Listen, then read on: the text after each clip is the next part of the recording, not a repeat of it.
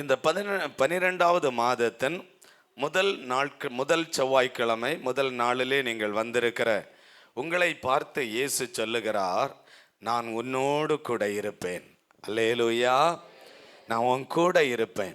இன்னும் ஆண்டவர் இன்னைக்கு இந்த இடத்துல வாக்கு கொடுக்கிறார். நான் உன் கூட இருப்பேன், நான் உனக்கு கூட இருப்பேன். ஒருவேளை எனக்கு கூட யாரும் இல்லைன்னு ஒரு நம்பிக்கை இழந்த ஒரு சூழ்நிலையில் நீங்கள் வந்திருக்கலாம். எனக்கு இந்த உலகத்தில் யாரும் இல்லையே, இந்த உலகத்தில் என்னை நேசிக்க யாரும் இல்லையே, என்னிடத்துல அன்பு காட்ட யாரும் இல்லையே, எல்லாராலும் கைவிடப்பட்டு, எல்லாராலும் வெறுத்து ஒதுக்கப்பட்டு, எல்லாராலும் பரிகாசப்பட்டு இந்த உலகத்தில் வாழ்கிறேனே அப்படின்னு ஒரு துக்கப்படுறீங்களா, வேதனைப்படுறீங்களா? இயேசு உங்களுடைய கரத்தை இப்போ பிடிக்கிறார். அப்படியே எல்லாரும் கண்களை மூடுங்க, அப்படியே கண்களை மூடுங்க. உங்கள் கரத்தை இயேசு பிடிக்கிறார். நான் உன் கூட இருப்பேன்னு இயேசு வாக்கு கொடுக்கிறார். எல்லாரும் சொல்லுங்க, இயேசுவே. அந்த வார்த்தையை சொல்லுங்க, இயேசுவே நீர் என்னோடு இருக்கிறதற்காய் ஸ்தோத்திரம், என்னோடு இருக்கிறதற்காய் ஸ்தோத்திரம். இந்த மாசம் முழுவதும் என்னோடு இருக்கிறதற்காய் ஸ்தோத்திரம், என்னை ஆசீர்வதிக்கிறதற்காய் ஸ்தோத்திரம். ஓ ஆண்டவர் என்னோடு இருந்து பெரிய காரியங்களை செய்ய போறதுக்காய் ஸ்தோத்திரம். ஸ்தோத்திரம் ஆண்டவரே, இங்க இருக்கிற ஒவ்வொருவருடைய கரத்தை பிடித்ததற்காய் ஸ்தோத்திரம். இனி எங்களுக்கு ஒரு அற்புதம் தான் ஆண்டவரே. இந்த மாசத்துல ஒரு அதிசயம் நடக்க போறதுக்காய் ஸ்தோத்திரம் ஆண்டவரே. இந்த மாசம் ஒரு அற்புதமும் அதிசயம் நடக்க போறதுக்காய் ஸ்தோத்திரம். இயேசு நாமத்தில் பிதாவே, ஆமென். நியாயாதிபதிகள் 6ஆம் அதிகாரம் 16வது வசனத்தை நம்ம வாசிக்க கேட்போம். நியாயாதிபதிகள் 6ஆம் அதிகாரம் 16வது வசனம். அதற்கு கர்த்தர், நான் உன்னோடு கூட இருப்பேன். அதற்கு கர்த்தர், நான் உன்னோடு கூட இருப்பேன். இந்த உலகத்தில் யாருமே இவ்வளவு வாக்கு உறுதியை கொடுக்க முடியாது, அந்த உறுதி தர முடியாது. இந்த உலகத்தில் யாருமே இந்த உறுதியை தர முடியாது. ஒருவேளை கணவன் மனைவியை பார்த்து சொல்லலாம், நான் கடைசி வரை உன் கூட இருப்பேன்னு. ஆனால் எத்தனை பேர் கடைசி வரையில் இன்னைக்கு கூட இருப்பாங்கன்னா, இந்த விரல் விட்டு எண்ணக்கூடிய அளவுக்கு தாங்க இந்த உலகத்தில் நம்ம பார்க்கிறோம். ஒரு சூழ்நிலை வரும்போது கணவன் மனைவியை விட்டு அவன் பிரிந்து போய் விடுகிறான். ஒரு சூழ்நிலை பாதிக்கப்படும் பொழுது மனைவி கணவனை விட்டு பிரிந்து போய் விடுகிறாள். ஒரு சூழ்நிலை வரும்போது தகப்பன் தாய் பிள்ளைகளை பிரிந்து அவர்கள் போய்விடுகிறார்கள். ஒரு சூழ்நிலை வரும்போது பிள்ளைகள் தகப்பனையும் தாயையும் விட்டு பிரிந்து போகிறதை நம்ம பார்க்கிறோம். யாரும் இந்த உலகத்தில் வாக்கு கொடுக்க முடியாது.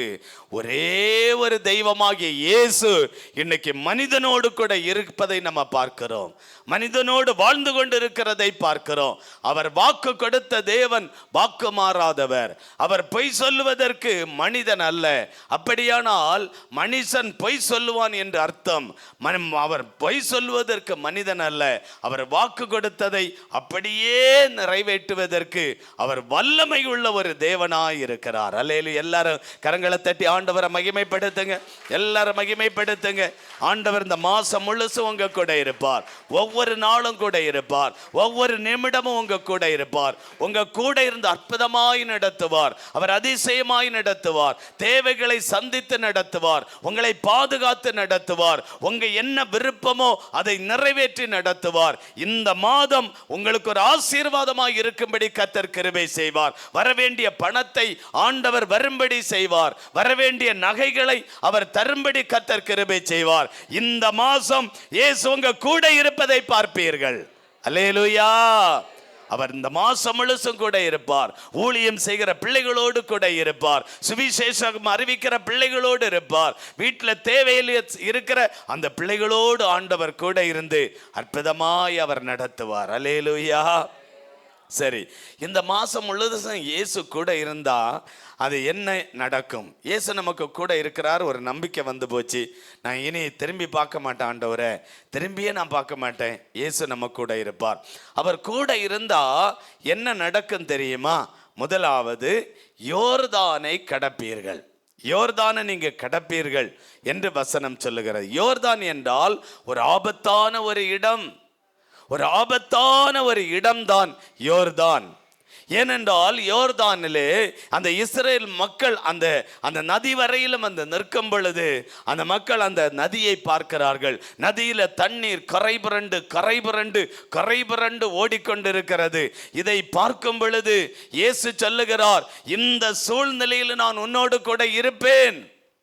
ஆண்டவர் இந்த சூழ்நிலையிலும் நான் உன் கூட இருப்பேன்னு சொல்றார். உங்க வாழ்க்கையில நீங்க கொஞ்சம் யோசிச்சு பாருங்க. இந்த இஸ்ரவேல் மக்கள், ஐயோ இவ்வளவு தண்ணீர் கரை புரண்டு போகும் பொழுது எப்படி எங்களால் கடந்து போக முடியும்? இது ஒரு ஆபத்தான இடம் அல்லவா? இது எப்படி நாங்கள் தாண்டி போக முடியும்? எங்களால முடியாத ஒரு காரியம். முடியாததை முடிய பண்ணுகிற தேவன் நம்முடைய ஆண்டவர். முடியாததை முடித்து காட்டுகிற ஒரு தேவன், முடியாததை முடித்து தருகிற ஒரு ஆண்டவர். அது எவ்வளவு பெரிய விஷயமாய் இருந்தாலும் சரி, அது எவ்வளவு பெரிய காரியமாய் இருந்தாலும் சரி, அது எவ்வளவு பெரிய ஆபத்தாய் இருந்தாலும் சரி, என் ஆண்டவர் இயேசுவால முடியாத காரியம் இந்த உலகத்தில் ஒன்றுமே இல்லை. அவரால் முடியாதது ஒன்றும் இல்லை. நீங்க முடியாதுன்னு பயப்படுறீங்க. ஐயோ இவ்வளவு பெரிய ஒரு விஷயத்தை எப்படி என்னால் செய்ய முடியும்? இவ்வளவு பெரிய காரியத்தை என்னால் எப்படி செய்ய முடியும்?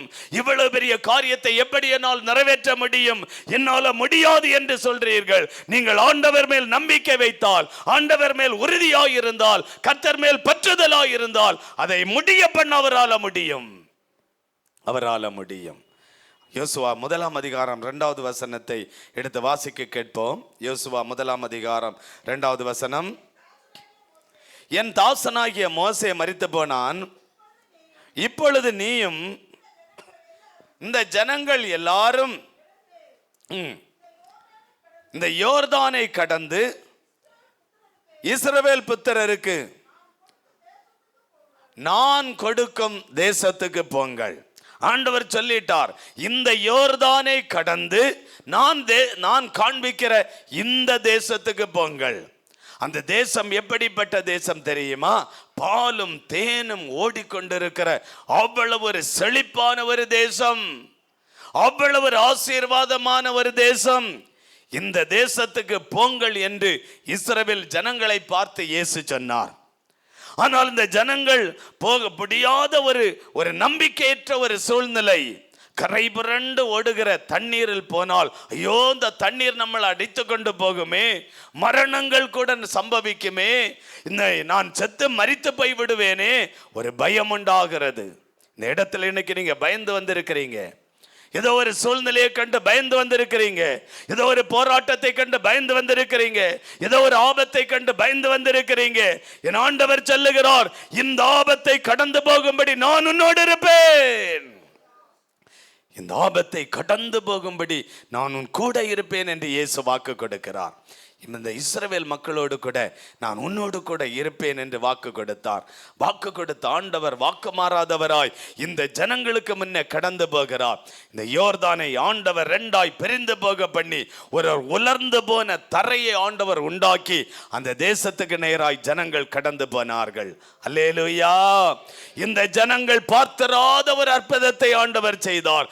இந்த ஜனங்கள் யோசிக்காத ஒரு அற்புதத்தை செய்தார். இந்த ஜனங்கள் கிரகிக்க முடியாத ஒரு காரியத்தை அந்த இடத்துல இயேசு செய்தார். நம்ம நினைக்கிறோம் இதை கடக்க ஆண்டவர் சொல்லுகிறார். இதை எப்படி கடந்து போவது? போட்டுல போலாமா, வள்ளத்துல போலாமா? மனுஷன் அறிவை பயன்படுத்துகிறான். மனுஷனுடைய அறிவை காட்டிலும் இயேசு பெரியவர். மனுஷனுடைய ஞானத்தை காட்டிலும் ஆண்டவர் அப்பாற்பட்டவர். அவர் எப்படி செய்வார் என்று நமக்கு தெரியாது. எந்த விதத்தில் செய்வார் என்று தெரியாது. எந்த சூழ்நிலையில செய்வார் என்று தெரியாது. எப்படிப்பட்ட நிலைமையில செய்வார் என்று தெரியாது. இயேசு வாக்கு கொடுத்திருக்கிறாரே, அந்த வார்த்தைக்கு நாம் கீழ்ப்படியும் பொழுது ஆண்டவர் எந்த சூழ்நிலையில அற்புதம் செய்வார். இந்த மக்கள் யோசித்திருக்க முடியாது. இயேசு வருவார், நமக்கு முன்னே போவார், அந்த யோர்தானை பிரிந்து போக பண்ணுவார், உலர்ந்த தரையை உண்டாக்குவார், அக்கறை படுவோம் என்று இந்த மக்கள் கிரகிக்க முடியாத ஒரு காரியத்தை ஆண்டவர் செய்தார். ஐயோ எப்படி இங்க பிள்ளையை திருமணம் பண்ணி கொடுப்பது? இந்த கடன்ல இருந்து எப்படி இங்க விடுதலை ஆவது? இந்த பிரச்சனையிலிருந்து எப்படி நம்ம மீண்டெடுப்பது? எப்படி இந்த ஆபத்திலிருந்து நாம் மீண்டு வருவது? எப்படி இந்த வியாதியிலிருந்து நாம் எப்படி சுகம் பெறுவது? டாக்டர்கள் கைவிட்டு விட்டார்கள், மருத்துவர்கள் கைவிட்டு விட்டார்கள், இதெல்லாம் என்னை கைவிட்டு விட்டது. எப்படி ஆண்டவரே? அவரால் முடியாதது ஒன்றுமில்லை. அவரால் முடியாத காரியம் ஒன்றுமில்லை. இந்த மாசத்துல எழுதி வச்சு கொள்ளுங்க, இயேசு உங்க கூட இருந்து பெரிய அற்புதத்தை செய்ய போகிறார். அல்லேலூயா. அவர் உங்க கூட இருந்தா இந்த ஆபத்தை கடந்து போவீர்கள், இந்த யோர்தானை கடந்து போவீர்கள், இந்த பிரச்சனையை கடந்து போவீர்கள், இந்த போராட்டத்தை கடந்து போவீர்கள், இந்த நிந்தனையை கடந்து போவீர்கள், இந்த அவமானத்தை கடந்து போவீர்கள். இயேசு நம்ம கூட இருந்தா அவர் கடந்து போகும்படி கர்த்தர் கிருபை செய்வார். யோசுவா 4ஆம் அதிகாரம் 1 வசனத்தை வாசிக்கும் பொழுது, ஜனங்கள் எல்லாரும் இந்த யோர்தானை கடந்து போனார்கள், எல்லாரும் இந்த யோர்தானை கடந்து போனார்கள் என்று கர்த்தருடைய வசனம் சொல்லுகிறது. நீங்க கடந்து போவீர்கள், நிச்சயமாய் கடந்து போவீர்கள், நீங்கள் கடந்து போவீர்கள். இந்த மக்கள் கடந்து போய் அக்கறைப்பட்டார்கள்.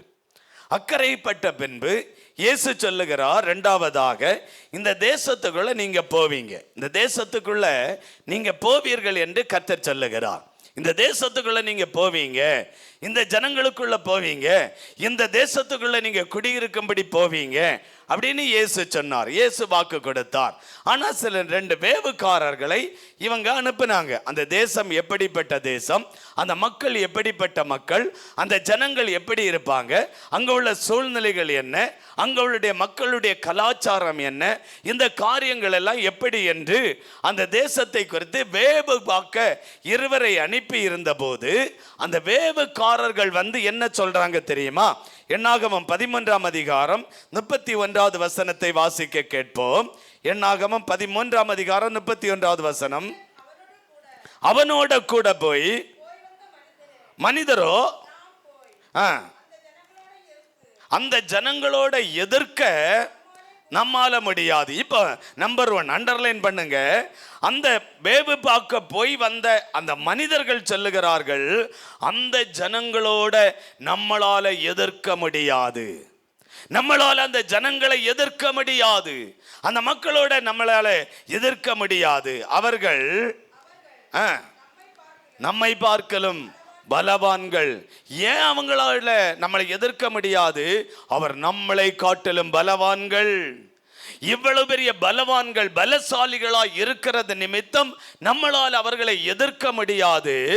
ஏனென்றால் நாம் வெளியூரிலிருந்து போனவர்கள், நீ வெளி தேசத்திலிருந்து வந்தவர்கள், எங்க நாட்டில் நீர் வந்தவர்கள், அப்படி என்று நம்மளை குற்றப்படுத்தும் பொழுது, நம்மளை சொல்லி காட்டும் பொழுது, இவர்களை நம்மளால் எதிர்க்க முடியாது, நம்மளால எதிர்க்க முடியாது.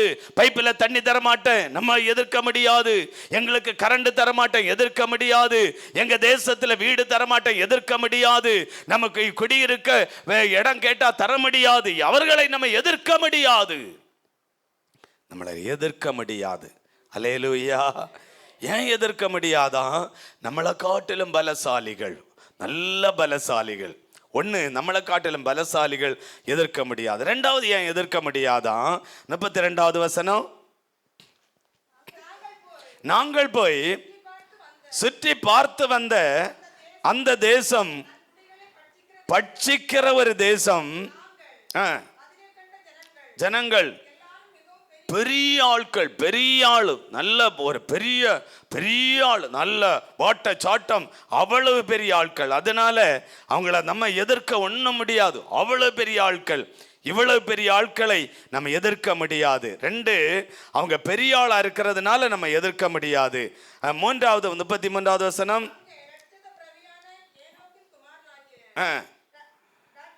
ராட்சதையும் கண்ட, ராட்சசிய கண்டான். போதும். 3வது அங்க இருக்கிறவங்க எப்படிப்பட்டவங்க? ராட்சகர்கள். அல்லேலூயா. சொல்றாங்க இல்ல நம்ம ஊர்ல, ஐயோ இந்த மருமவ இந்த மாமியார் கிட்ட, இந்த ராட்சதி கிட்ட என்ன பாடுபடுறாளோ, இந்த ராட்சதி கிட்ட என்ன பாடுபடுறாளோ சொல்றாங்க இல்ல. மாமியார் பாவங்க, ஒரு அப்புறாணிங்க, வந்த கேஸ் ஒரு ராட்சதிங்க, அந்த மாமியார் என்ன பாடுபடுறாளோ சொல்றாங்க இல்ல. பாவம் புருஷன் அமைதியார் பேசுறவன், அமைதியானவன், வந்தவன் எப்படி வந்த பொண்ணு, ஐயோ ராட்சதிங்க, எப்படி இவன் பாடுபடுறானோ, அதே போல ராட்சகர்கள். அல்லேலூயா. இந்த தேசத்துல இருக்கிறவங்க ராட்சகர்கள், ஆகவே இந்த தேசத்துல நம்மளை குடியிருக்க முடியாது என்று அந்த வேவு பார்க்க போனவர்கள் வந்து இவர்களிடத்தில் சொன்னார்கள். ஆனால் இயேசு என்ன சொல்லுகிறாள்? இந்த தேசத்துல போய் நீ குடியிருப்பாய், இந்த தேசத்துல நீ போய் குடியிருப்பாய்.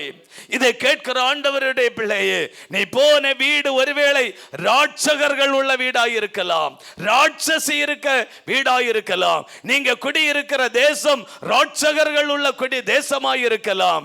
என் ஆண்டவர் சொல்லுகிறார், இதுதான் உன்னுடைய தேசம், இந்த தேசத்துல உன்னை நான் குடியிருக்க பண்ணுவேன், இந்த தேசத்துல நான் உன்னை குடியிருக்க பண்ணுவேன், இந்த நாட்டில் உன்னை குடியிருக்க பண்ணுவேன், இந்த தேசத்துல உன்னை குடியிருக்க பண்ணுவேன். அல்லேலூயா. ஆண்டவர் உங்களை அந்த தேசத்துல குடியிருக்க பண்ணுவார். நாங்க இப்ப ஒரு ஆலயம் கட்டி பிரதிஷ்டை பண்ணி அங்க ஊழியம் செய்கிற அந்த பகுதி ரொம்ப முரட்டாட்டமான மனிதர்கள், ரொம்ப முரட்டாட்டமான அந்த ஜனங்கள் அங்க போய் சொல்றாங்க. சில கிறிஸ்தவர்கள் சொன்னாங்க, இந்த கிராமத்துக்கா போனீங்க, அந்த கிராமத்தில் சுவிசேஷமே சொல்ல முடியாது, அறிவிக்க முடியாது, யாரும் அங்கே போக முடியாதுங்க, அப்படிப்பட்ட இடத்துக்கு ஏங்க நீங்கள் போனீங்கன்னாங்க. ஆண்டவர் அந்த தேசத்துக்கு போக சொன்னார். இந்த தேசத்தை நான் தருவேன் என்று சொன்னார். இந்த தேசத்தில் இடத்தை வாங்குவதற்கு ஆண்டவர் தருவேன் என்று சொன்னார். நிலத்தை தருவேன், ஆலயத்தை தருவேன், அந்த பகுதியை தருவேன் என்று இயேசு சொல்லி இருக்கிறார். அல்லேலூயா. இயேசு சொல்லிவிட்டார். அந்த கிராமத்தில் போனோம். அதுல முக்கியமான 2 பேர் இருக்காங்க, 2 பேர் முக்கியமானவங்க, 2 பேர். அந்த 2 பேரும் அவங்கள முதல்ல போய் பழகி பேசி அவங்க கூட ஐக்கியப்பட்டு அவங்களில் ஒருத்தனா மாறின பிறகு இன்னைக்கு அவங்க நம்ம என்ன சொல்றோமோ அதை அவங்க கேட்பாங்க. அல்லேலூயா, அல்லேலூயா. அவங்க தாங்க அந்த ஆலயம் கட்டும்போது 2 தம்பிமாரை விட்டு, இந்த பாவம் அவங்க வெளியில இருந்து வந்து கட்டுறாங்க, நீங்க போய் அதை கவனிங்க. அவங்களில் ஒருத்தர் தான் தம்பி வந்து ஆலயம் கட்டும்போது தொடங்கினதுல முடிகிறது வரையிலும் அங்கே வந்து இருப்பார் சர்ச்சிலே. அல்லேலூயா. அப்படி தேசத்தை ஆண்டவர் தருவார். எவ்வளவு பெரிய ஆளா இருக்கட்டும், எவ்வளவு பலவானா இருக்கட்டும், எவ்வளவு பலசாலியா இருக்கட்டும், எவ்வளவு ராட்சசியா இருக்கட்டும், ஆண்டவர் கொடுத்த தேசத்தை உங்களுக்கு தருவார். ஆண்டவர் என்ன சொல்றார் பாருங்க. யோசுவா 1:5 வாசித்தால், நீ உயிரோடு இருக்க நாளெல்லாம் ஒருவனும் உனக்கு முன்பதாக எதிர்த்து நிற்க முடியாது. நீ உயிரோடு இருக்கிற நாளெல்லாம் ஒருவனும் உன்னை எதிர்க்க முடியாது, ஒருவனை எதிர்த்து நிற்க முடியாது, ஒருவன் உங்களை எதிர்க்கவே முடியாது. ஆண்டவர் இஸ்ரவேல் மக்களோடு கூட இருந்து ஒருவன் உன்னை எதிர்க்க முடியாது என்று கர்த்தர் வாக்கு கொடுத்தார். ஒருவனை எதிர்க்க முடியாது. ராட்சகனா இருக்கட்டும், கர்த்தருக்கு முன்பு நிற்க முடியாது. அவன் பலசாலியா இருக்கட்டும், அவர் தேவனுக்கு முன்பதாக நிற்க முடியாது. அவள் ராட்சசியா இருக்கட்டும், என் ஆண்டவருக்கு முன்னே நிற்க முடியாது, நிற்க முடியாது, நிற்க முடியாது. அல்லேலூயா. நீ உயிரோடு இருக்கிற நாளெல்லாம் ஒருவனும் உன்னை எதிர்க்க முடியாது. என் ஆண்டவர் நம்மேல் வைத்திருக்கிற அன்பை பாருங்க. ராட்சசிக்கு மத்தியில நீங்கள் பாதிக்கப்படும் பொழுது, பலசாலிக்கு மத்தியில நீங்கள் பாதிக்கப்படும் பொழுது, நீங்கள் துக்கத்தோடு இருக்கும்போது இயேசு வந்து சொல்லுகிறார், நீ உயிரோடு இருக்கிற நாளெல்லாம் ஒருவனும் உன்னை எதிர்க்க முடியாது, ஒருவனும் உன்னை எதிர்க்க முடியாது, ஒருவனும் உங்களை எதிர்க்க முடியாது. யாத்திராகமம் 1:12 வாசித்தால், நான் உன்னோடு இருப்பேன், நீ ஜனத்தை எகிப்திலிருந்து அழைத்து வந்த பின் நீங்கள் இந்த மலையில் தேசத்தில் ஆராதனை செய்வீர்கள். அல்லேலூயா. ஆண்டவர் இவ்வளவு யோர்தானை கடந்து இந்த ராட்சகர்கள் உள்ள தேசத்தை தாண்டி இந்த பலசாலிகள் உள்ள தேசத்திலே இதையும் தாண்டி அந்த மக்களை அந்த மலையடி வாரத்திலே போய் ஆண்டவர் குடியிருக்க பண்ணி அந்த தேசத்திலே ஆராதனை செய்வீர்கள் என்று சொல்லுகிறாரே. அப்படியானால் என் ஆண்டவர் ஒரு மனிதனை அந்த தேசத்துக்கு நேராக ஏன் வழிநடத்தப்பட வேண்டும் தெரியுமா? ஒரு மனுஷன் ஆராதனை செய்வதற்கு. அல்லேலூயா. யாத்திராகமம் 1:12 வாசிப்போம். நான் உன்னோடு கூட இருப்பேன், ஜனத்தை எகிப்திலிருந்து அழைத்து வந்த பின் இந்த மலையில் தேவனுக்கு ஆராதனை செய்வீர்கள். போதும், நீங்கள் இந்த தேசத்திலே ஆராதனை செய்வீர்கள். ஒரு மனிதரை ஆண்டவர் ஒரு இடத்திலிருந்து ஒரு பகுதிக்கு கொண்டு போனதுக்கு நோக்கம் என்ன தெரியுமா? ஆராதனை செய்வதற்கு. அல்லேலூயா. சில வீட்டுல போனா சொல்றாங்க, பிரதர் பைய பொறுமை, என் மாமியார் சரியில்லை பிரதர், என் மாமியார் இப்படி பண்றாங்க பிரதர், அப்படி பண்றாங்க. ஆண்டவர் ஒன்னு அந்த வீட்டுல கொண்டு வந்தாரே, அந்த வீட்டுல நீ ஆராதனை செய்தாயா? இந்த ஜனங்கள் அந்த தேசத்தில் ஆராதனை செய்ய செய்ய பலவானுடைய வல்லமை குறைந்து போனது, ராட்சசனுடைய பலன் குறைந்து போனது. இவர்கள் தான் அந்த தேசத்தில் ஒரு மேன்மை உள்ளவர்களாய் மாறினார்கள்.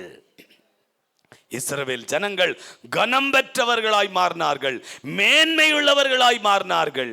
காரணம், அந்த தேசத்தில் போய் ஆராதனை செய்தார்கள். உங்க வீட்டில் நம்ம ஆராதனை செய்யறோமா? உங்க குடும்பத்தில் ஆராதனை செய்யறோமா?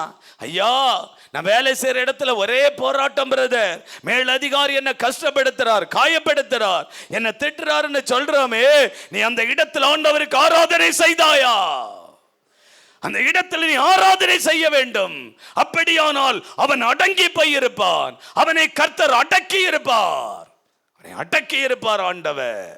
ஐயா, நான் குடியிருக்கிற தேசத்துல பக்கத்துல வீட்டுக்காரங்க என்ன கஷ்டப்படுத்துறாங்க, காயப்படுத்துறாங்க, துக்கப்படுத்துறாங்க, அதற்கு மத்தியில் நீ ஆராதனை செய்தாயா?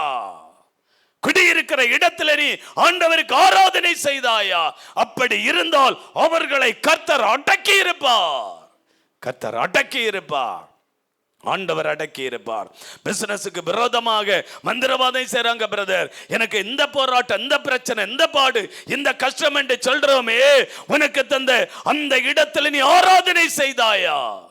இந்த மக்கள், இஸ்ரவேல் மக்கள் மலையடி வாரத்தில் நின்று என் ஆண்டவரை நோக்கி ஆராதிக்க ஆராதிக்க பலவானுடைய வல்லமைகள் குறைந்து போனது.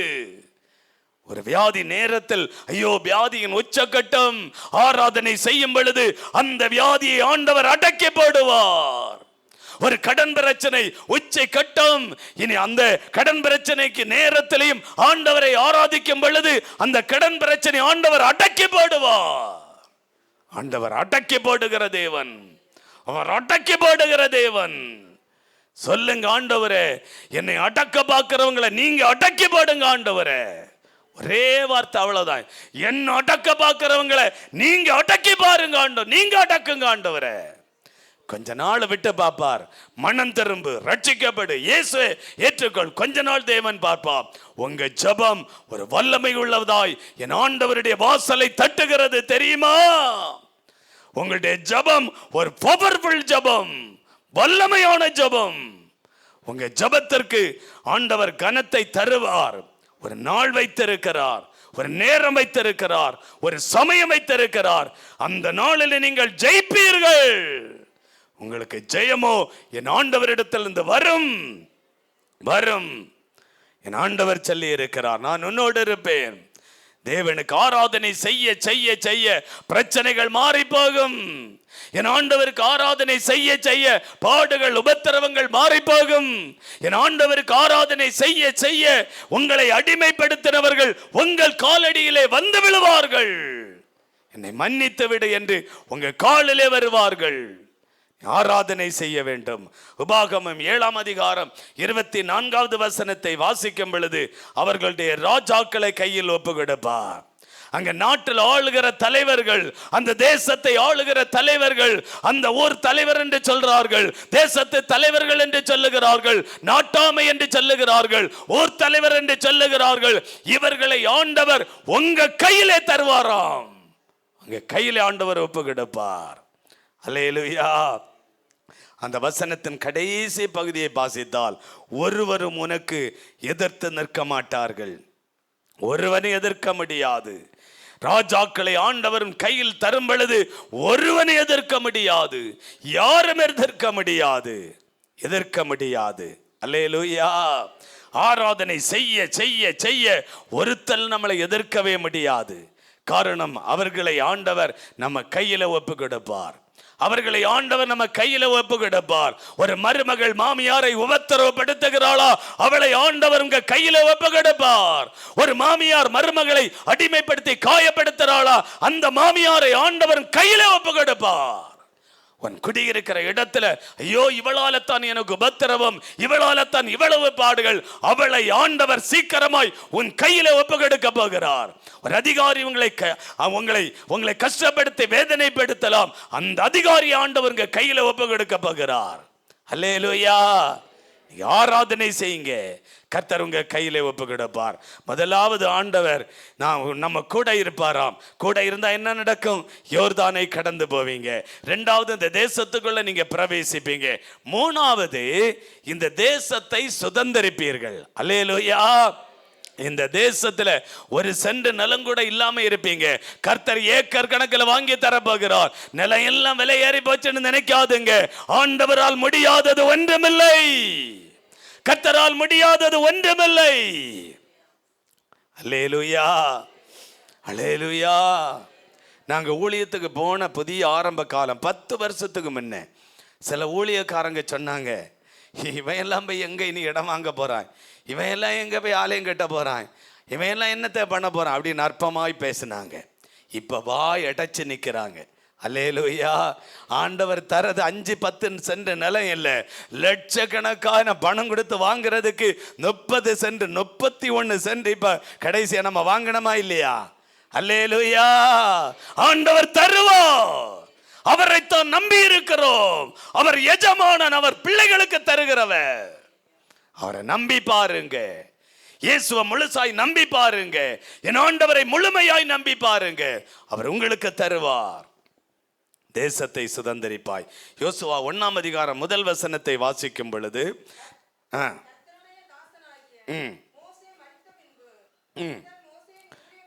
யோசுவா 1ஆம் அதிகாரம் 3வது வசனம். நான் மோசேக்கு சொன்னபடி உங்கள் காலடி மிதிக்கும் எவ்விடத்தையும் கொடுத்தேன். அந்த இஸ்ரேல் மக்கள் அந்த நாட்டில் போய், ராட்சகர்கள் உள்ள தேசத்தில் போய், பலசாலிகள் உள்ள தேசத்தில் போய், இவங்க எங்கெல்லாம் நடந்தார்களோ அந்த இடத்தை எல்லாம் என் ஆண்டவர் கொடுத்தார். அல்லேலூயா. இந்த மக்கள் எந்த இடத்தையெல்லாம் நடந்து போனார்களோ அந்த இடத்தை எல்லாம் கர்த்தர் கொடுத்தார். சில பேர் ஆசைப்படுவாங்க, பாஸ்டர் எங்க வீடு அதிரு கணக்கு பண்ணி கட்டிட்டோம் பாஸ்டர், இந்த ஒரு 5 சென்ட் நிலம் கிடக்கு, இது கூட கிடைச்சா கொஞ்சம் நாங்க பரிமாறுறதுக்கு ஈஸியா இருக்குன்னு ஜோமனை சொல்லுவாங்க. என் ஆண்டவர் கொடுக்க வல்லமையுள்ள தேவன். அல்லேலூயா. என் ஆண்டவர் கொடுக்க வல்லமையுள்ள தேவன்.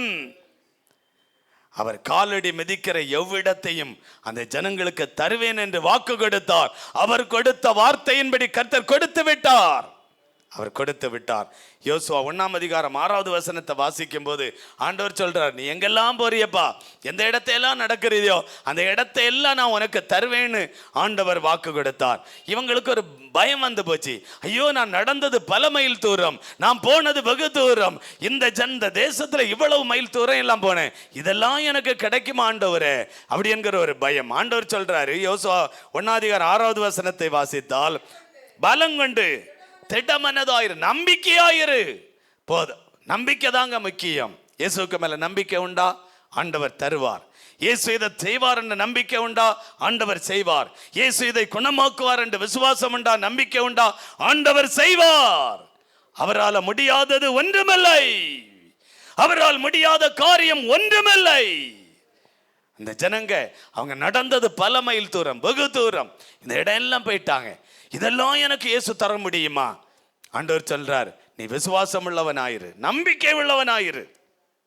சில பேருக்கு எவ்வளவு நம்பிக்கை இல்லை. ஆண்டவரை ஆராதிக்கிறாங்க, ஜெபிக்கிறாங்க, எல்லாம் பண்றாங்க, நம்பிக்கை இல்லாத ஜெபம், விசுவாசம் இல்லாத ஜெபம்.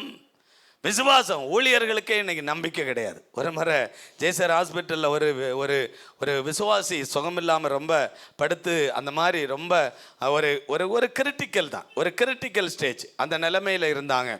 நானும் ஒரு போதகர் ஜோமனை போயிருந்தப்போ அவர் என்னை விட சீனியர். அப்போ பாஸ்டர் நீங்கள் ஜோமனுங்க ஐயா அப்படின்னு சொல்லிட்டு அவர் ஜபிக்க ஆரம்பம். ஆண்டவரே, இந்த மகளை குணமாக்க ஆண்டவரே, சுகமாக்க ஆண்டவரே, விடுதலையாக்குங்க, அற்புதம் செய்யுங்க ஆண்டவரே, பெரிய காரியங்களை செய்யுங்க ஆண்டவரே அப்படின்னு ஒரு ஊக்கமா பலமா அப்படியே ஜெபம் பண்ணாங்க. ஜெபிச்சுட்டு வெளியில வந்தோம். வெளியில வந்த உடனே பாஸ்டர் சொல்றாரு, பிரதர் கொஞ்சம் கஷ்டம்தான் இல்லையா பாஸ்டர்?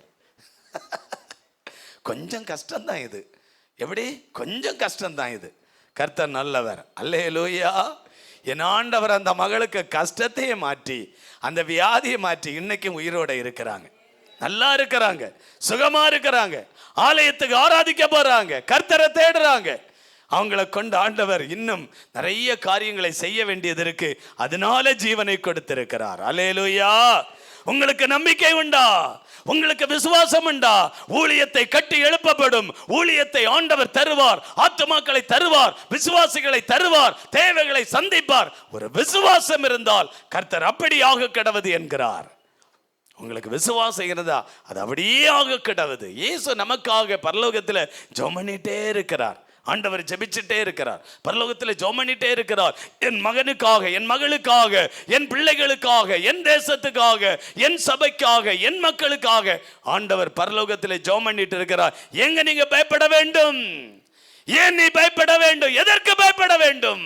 என் ஆண்டவர் சொன்னார், நான் உன்னோடு கூட இருப்பேன். என் ஆண்டவர் சொல்லி இருக்கிறார், நான் உன்னோடு கூட இருப்பேன். ஆண்டவர் கொடுத்த தரிசன திட்டம் பயமாகத்தான் இருக்கு. ஆனா என் ஆண்டவர் என்னோடு இருக்கும் வரைக்கும் நான் பயப்படுவது இல்லை. சொல்லுங்க எல்லாரும், ஆண்டவரே நீங்க என் கூட இருக்கிறது வரையிலும் நான் பயப்பட மாட்டேன். ஆண்டவரே நான் பயப்பட மாட்டேன், பயப்பட மாட்டேன் ஆண்டவரே, பயப்பட மாட்டேன். இப்ப பாருங்க, அந்த தேசத்துல அவங்க எல்லாம் போன பிறகு இப்போ அந்த 12 கோத்திரத்துக்கு எல்லாம் பிரித்து கொடுத்துட்டாங்க. நீங்கள் பைபிளை தொடர்ந்து வாசிச்சா ரூபன் கோத்திரத்துக்கு ஆண்டவர் பிரித்து கொடுக்கிறார், சிமியோன் கோத்திரத்துக்கு பிரித்து கொடுக்கிறார், யூதா கோத்திரத்துக்கு பிரித்து கொடுக்கிறார், தான் கோத்திரத்துக்கு பிரித்து கொடுக்கிறார், காத் கோத்திரத்துக்கு பிரித்து கொடுக்கிறார், நப்தலி கோத்திரம், எல்லா கோத்திரத்துக்கும் ஆண்டவர் பங்கிட்டு கொடுத்தார். அல்லேலூயா. எல்லா கோத்திரம் இவங்க தான் இப்ப அந்த தேசத்துல ஒரு பெரிய ஆளா இருக்கிறார்கள். இவர்கள் தான் இந்த தேசத்துல உயர்ந்த இடத்துல இருக்கிறார்கள். எங்கிருந்தோ வந்தவர்களை ஆண்டவர் அந்த தேசத்துல குடியிருக்க பண்ணி ஆண்டவர் பெரிய ஒரு ஆளா இருக்கும்படி கர்த்தர் கிருபை செய்தார். உங்களை மாற்ற போகிற விசுவாசிக்கிறாங்களா? அப்படி எல்லாரும் ஜெபம் பண்ணுவோமா? அப்படி எல்லாரும் எழுந்திருங்க. ஹல்லேலூயா.